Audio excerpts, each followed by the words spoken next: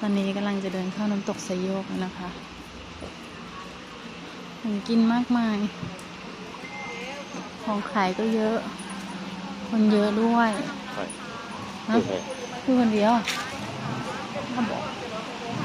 นี่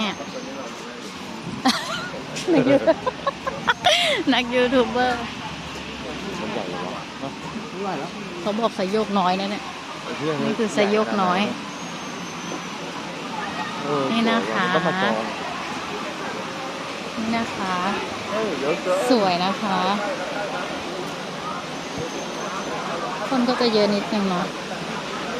เพราะว่าวันนี้เป็นวันหยุดวันนี้วันอาทิตย์ค่ะมันหยุดยาวติดกัน3 วันด้วยเสาร์อาทิตย์จันทร์นี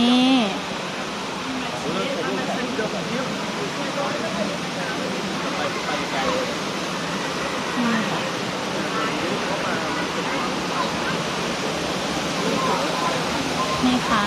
โอ้โหเด็กๆสนุกกันใหญ่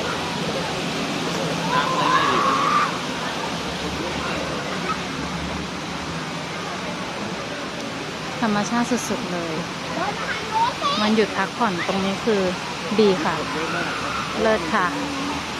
นี่สาวๆสวยๆดังนั้นเลยจ้าเป็นไงผู้บ่าวก็หล่ออ่ะเฮ้อเนี่ยน่าลื่นเลยเนี่ย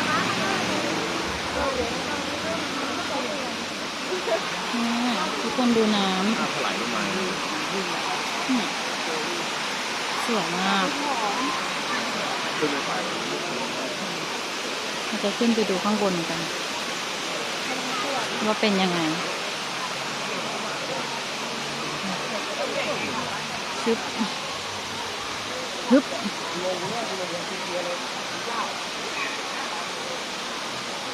ึบโอ้โหทางขึ้นนะ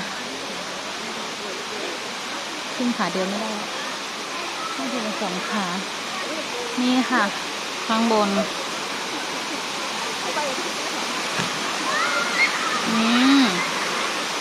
นี่ก็จะเป็นข้างล่างที่เราเดินผ่านมาเมื่อกี้เต็ม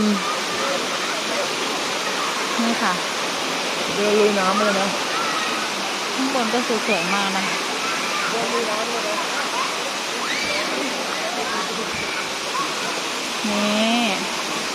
นี่เป็นน้ำตกไซโยกน้อยนะ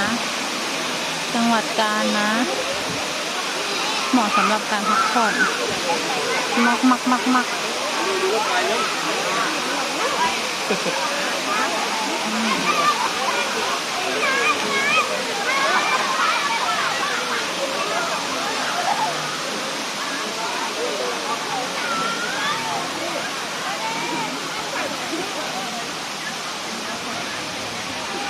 โดนเลย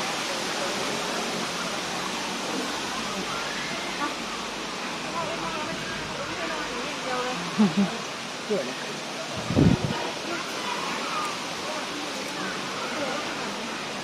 น้ำใสมากเลยค่ะ